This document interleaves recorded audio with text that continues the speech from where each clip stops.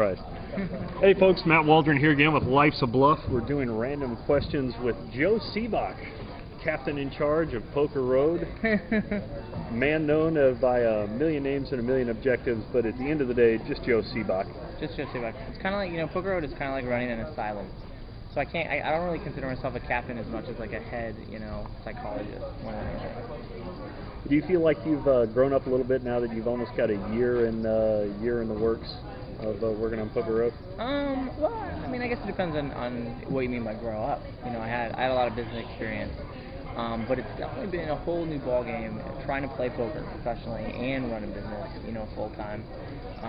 So I think I've grown older. I think I've aged a lot of time, maybe 5, 6, 7, 8, 9, 10 years in the last year. But it's been a ton of fun. It's so much fun, to start something like Poker Road, and everybody that we've been able to bring in, obviously the old team from the circuit and everything, and all the way to Lifes-a-Bluff. The living on Poker Road stuff is awesome. So it's been a lot of fun. Good deal. What was your first car? My first car was a beat-up ass. I don't even know what it is. I had it for like a summer in Illinois when I was going back and visiting family there, and I bought it off of my older brother's girlfriend. So I was 16 at the time, and she would have been 19, and it was awful. It literally barely ran. It spewed oil everywhere. It was like literally it was like a running EPA hazard at all times. So I had that car for a summer, but then I had a little red Hyundai hatchback that I had for years after that. So I kind of consider that my first car. Your first car. Yeah. What happened to it? What happened to it? I sold it eventually. I graduated from college, and I ended up getting a Nissan Xterra in 2000, and I just sold that bad boy. It was like I was saying, it was a red hatchback. We called it the Red Devil, and it saw a lot of times. We'll say times. Times. Now, did you sell that in Illinois, or where were you? No, I sold that in Berkeley. In Berkeley? Actually, yeah. If there are any people out there who now are living in the back of a red hatchback full of memories, please let Joe know. You know where it came from. Be careful. Be careful. Be careful in that thing. Be nice. If you had to live in the wilderness, where would you locate yourself? That's actually a great question. There are so many places. The Grand Tetons, right outside of Jackson Hole, are amazing, absolutely beautiful. Had a great time up there. I've always wanted to see Alaska, so maybe up there. I think it's kind of tough, South Dakota is pretty cool. If you really want to stay outdoors, if you want to go that route. But I probably would say the Tetons if you had to nail me down. Have you seen Into the Wild yet? Love it. It's a great. It was definitely one of my top 5 movies for last year. Wow, good stuff. Yep. All right. Favorite Looney Tune character? Favorite Looney Tunes character? So who's in is Tasmanian Devil in the Tasmanian Devil is in the Looney Tunes. It's gotta be It's the Tasmanian Bugs Devil. Bunny crowd. Right. So Taz. If I could take the energy of the Tasmanian Devil and cross it with, the intelligence of Bugs Bunny, I would be that. Be all there. It doesn't exist, but I would like a hybrid of the two, probably. Beautiful stuff. Hummer or hybrid? Oh, hybrid for sure. No question. Mustang or Mercedes? Mustang, for sure. Okay. Harley or Katana?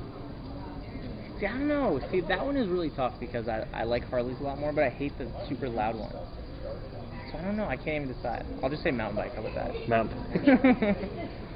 NorCal at its finest, folks. There you go. I can't deny it. Hey, catch him next week in his home environment.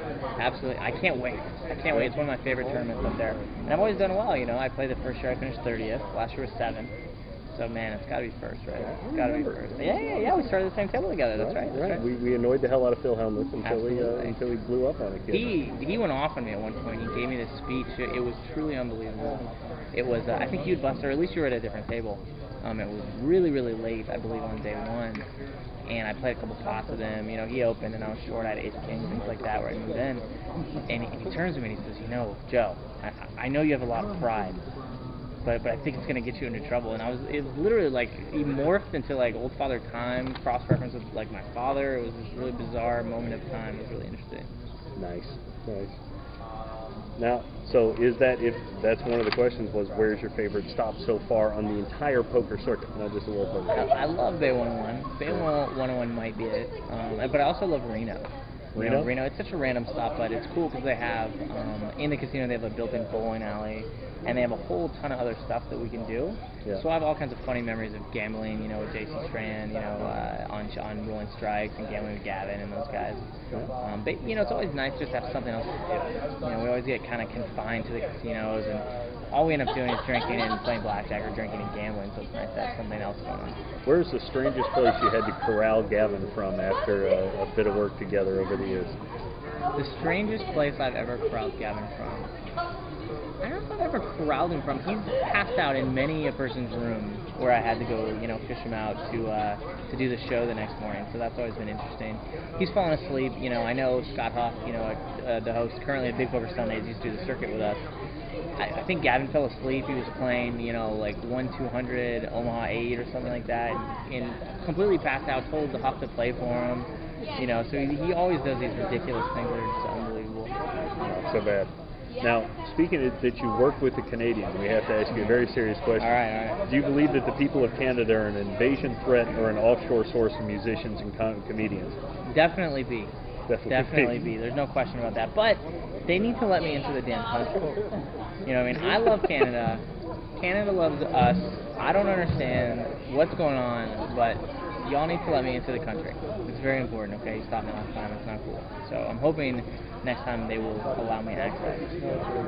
Now, you're a big music fan. Mm-hmm. You had a little bit of a career as a musician as well? I don't know if I'd call it a career, but I did play in a band in San Francisco that's still playing together and still playing out and playing shows there. It was fun. I didn't make any money from it, really, but it was a good time. You were in a band. I was in a band. I can agree to that. So my questions on that are your CDs alphabetized or just all over the damn place? Oh no, they're definitely alphabetized. Well, they're nothing anymore. They're on my computer now. But before they were definitely alphabetized. Right. I had probably when I stopped buying CDs, I probably had something like 15 or 1600 at that point. And now it's just all MP3s, But it kind of freaks me out, and I think about this from time to time.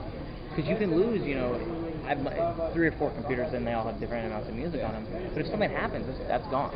That music is just gone. And that's really scary to somebody like me, who collects music and, it's a big, huge component of my life, so it freaks me out. Yeah, I think about the same thing. I gotta do something. Hardcore. I gotta do something. Yeah, I've got some ideas. All right. Best cover of a song you've ever heard, and who did it? Best cover of a song. I really like the Smashing Pumpkins version of Landslide. Let's Say We Back, and the Dixie Chicks did it after that. So I really like that. I'm trying to think. Most of the bands I listen to don't really do a whole lot of covers. For the most part. Yeah. What's your favorite instrument? Drums, of course. Drums. Yeah. Okay. Do you have a brand preference? No, not really. I kind of have this old kit. I taught myself just totally from scratch. So I kind of have this old kit that's pretty ghetto. It's I believe it's CB. CB is the company that makes it. And then I have all the cymbals. I have all Virgin and pretty decent stuff on the hardware side in terms of that. But I don't really have anything. I'm like a true ghetto musician. Ghetto drummer. Yeah, I always have been. So 2 steps shy of plastic buckets and sticks on the ground. Absolutely. There you go. Unfortunately, I think I know the answer to this one, being a Cardinals fan. But your favorite sports team, only one. Cubs, baby. Cubs. Oh, Cubbies, baby. Lord. Okay. When they play in Busch Stadium, yes. Get you some tickets. We're going to go back there. I will there come. I will 100% be there. We beat you guys up last year. Yeah. I mean, of course, you smashed us for like 10 years before that, but... And that whole World Series thing in recent memory. I'll take what I can get. All right, we can't get much, so I will take what I can get. That's a beautiful thing. And what people don't realize is it's a very prideful and it's a very strong rivalry, but there's a lot of respect between Cubs and Cardinals fans, unlike some other rivalries where things get pretty dirty. Yeah, there definitely is. Respect there. It's tough for us too. When you're on a bad team, like the Cubs. And I went to Berkeley, and we always suck at everything. It's so hard to get, you almost feel like you're not really a rival because the Cardinals have done so much and we've done so little, so it's just painful, and it was like that for a long time when I went to Berkeley when we played Stanford, because they were in their heyday in the late 90s, where Stanford won everything. They went to the Final Four, they went to the Rose Bowl, and we would just be like, we were like 1-8 every year in football. We wanted to be rivals, but it was like almost a ridiculous rivalry, so, in some respect I kind of feel like that. It's kind of a pathetic rivalry. Now, here's one for you. Old style in the bleachers in Wrigley, or champagne in the ballroom at the Bellagio? Oh, the bleachers. That's not even a question. I'm not even a champagne guy. Okay. I'm not a champagne guy, I'm more of like, you know, drive a Jeep, go camping. You know, that's kind of more my style. So bleachers for sure. Fair enough. Let's see here. What do you do to keep yourself entertained on a long drive? Obviously, you're all over the place, here, there, well, you know, long trip. It's interesting actually. This question is great for me because I drove around the country for like 6 months. You know, years ago. This was like probably 2002. So you start by listening to music, but 6 months of nothing but listening to music, you know, even for an avid music lover, gets a little tough. So I literally would end up getting books on tape. You know, you sometimes flip out and talk to yourself. You know, I can admit that too. So you really kind of run the gamut on things that you can think of to do to kind of just entertain yourself for that amount of time. It's kind of scary. Myself, I sang myself hoarse. Yeah, man. You sing whatever it takes, man, to make the hours pass. It's a tough one. Now, election time's coming up. Care to say who you're behind or how you'd like to come out? Sure. No, I mean, I'm behind Barack Obama. Illinois? Definitely. You know, he's from Illinois. That's not why. But you know, it helps. But you know, I'm not a Democrat, you know, registered in that way or anything. But I generally tend to side kind of more on that side. You know, the whole religious skew that the Republican Party has taken has kind of thrown me off for a loop a little while. Does it bother you that many people voting that are just a little bit younger than us have never known anybody but a Bush or a Clinton in office? It's scary. You know, it's very, very scary. You realize, you know, we're not old guys by any stretch of the imagination, but you start to realize, you know, how many people in this country really are young and just have only known a couple things. You know, it's very, very, very interesting. Even in poker, you know, we travel around and the kids come up to us, and you know, for a long time it was weird to me that kids were born in the 80s. You know, but now kids are being born in the 90s. You know, a kid that was born in the 90s is, you know, what, 17 at this point, or 18 at this point. I mean, it's unbelievable. You see the class of '08 patch on a jacket or something, and you just kind of go. It's scary, man. But there are a lot of kids, and you know, I mean, it's kind of the old cliche, but they will end up leading the world and taking on all this stuff. So it really is. It's an interesting transition to kind of be on the precipice between one and the other. You know, that's kind of where we are now. If you could appoint one person that was in your power to say you are the President of the United States right now, who would it be? You know, I like Barack right now. I think, you know, I hate to say this, I think my pops, you know, would make a very good and fair, you know, president. He definitely raised me in a lot of very, very positive ways, and his values, you know, he certainly instilled in me. And I was a huge fan of Bill Clinton. You know, I think that he did a great job, and so what if he got, you know, whatever it was, you know, it's all right, you know. He did a great job. I wouldn't have minded if Bill Clinton just stayed in office for another 12, 15 years. If Barry Greenstein was appointed president by you, would the Senate and Congress be able to take the amount of criticism that would be heaped upon them? They'd all be crying. What they would do is they would have, you know, at the end of every session, they would just have people outside it, you know, like stress, you know, counselors, therapists, you know, who would sit down with all the different congressmen and senators and, you know, and work through their feelings that Barry has brought up. You know, he's really good at doing that kind of thing. That's not too bad. All right. Kicking along a little bit farther, which is worse, bestiality or slow rolling? Wow, I'm gonna have to say slow. No, I think bestiality is, well, define worse. I mean, you know, if some guy wants to hang out with a goat, it's not my thing. But hey, you know, who am I to say it's not right? You know what I'm saying? But slow rolling is, you know, it's evil. It's born from the devil's, you know, bosom. It's not right. So it's hard to say. March Madness or college bowl games? That is actually really tough. That is very, very, very, very, very tough. I'm going to say now college bowl games. Right. But back in the day, I would say March Madness. You know, I would stay home from classes, and, you know, all my friends would come over and we would watch, especially when you're in school, you know, and your team is actually in the tournament. Right. That's a blast. But nowadays it's a little tougher to do that, but we can always sneak away for one game to go to a bowl game. So I'd say that. Who has the most tolerable body odor of the Poker Road crew? Tolerable? Tolerable body odor. I think I have to say Amanda. Otherwise, I'll be in trouble. True. I'll be punished. So we'll say Amanda. We could follow that line of questioning. We could. We could delve deeper. There's no question about it. We definitely could delve deeper. All right. So I'm going to go through the next part is the lightning round. This is the finish up of the whole bit. What's happened here is basically you're forced to pick between one of two opponents in each selection to play heads up in an all your money death match in whatever game you like. Gotcha. Here it comes. Okay. Hillary Clinton or Barack Obama? Hillary Clinton. Hillary Clinton. And you can give any reasoning. And this is who I want to play against. This is who you want to play against, and why, if you want to say well, or not. you know, Barack is too smooth. It's obvious. I mean, he would get in my head, and despite him lacking in skill, he would talk me out of my chips, and I wouldn't be comfortable with it. Fair enough. Mother Teresa or Gandhi? Wow, that is brutal. I would rather play Gandhi because, I mean, it's obvious he's going to be thinking about eating. So his mind's not going to be on the game, so he's not going to be able to focus. Britney Spears or Paris Hilton?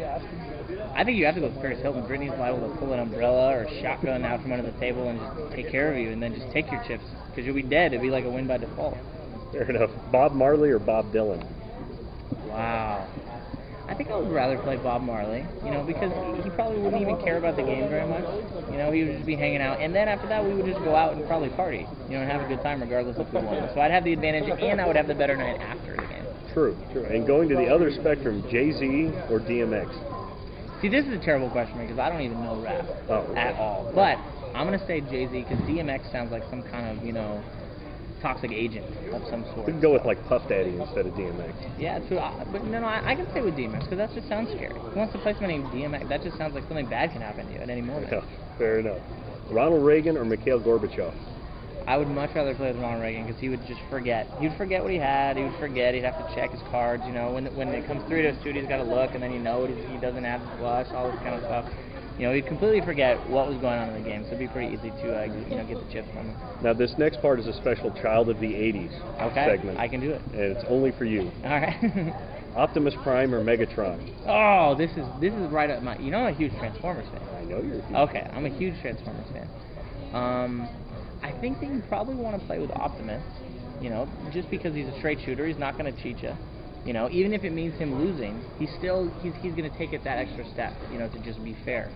In Megatron, you know, there's going to be like insecticons biting your legs and all kinds of horrible shit like that, so you want to be able to play. You might be playing for Energon instead of cash. Exactly, you know. So that could be odd. It definitely would be odd. So I'm going to go with Optimus. Going a little further, Starscream or Bumblebee?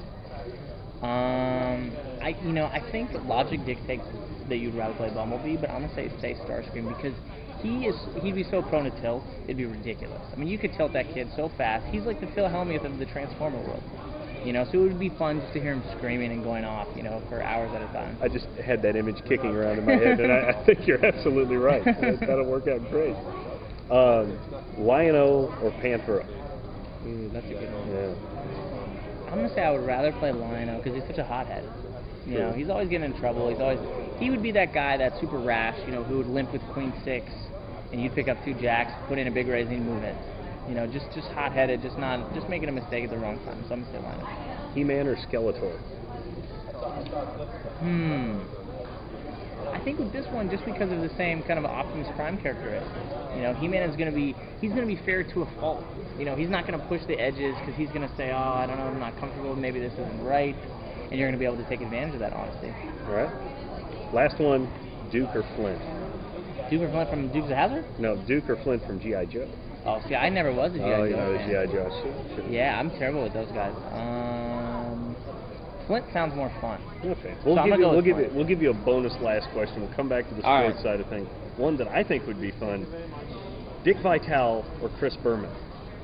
It'd be hilarious because it would be like the most unbelievable play-by-play coverage of every hand. You know what I mean? Anything that you did would be sound effects and just brought into like a whole nother world of stuff. I'm gonna say Chris Berman though. I think he's a little more fun.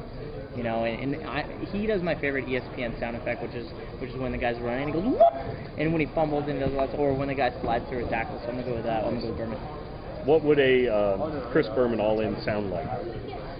And he is all in. You know, he's all the way. I mean, he'd have to add something, I guess. You know, he'd have to stick a couple words in there. But knowing Berman, he'd find a way to. I just want to know what kind of nickname he would come up with for me. That's a point. Yeah, we should stop all the name games on Poker Road and just get a line to Chris Berman. I know, Chris, right? Just tell him to come hang out with us for a week, and I'm sure he could come up with nicknames for everybody.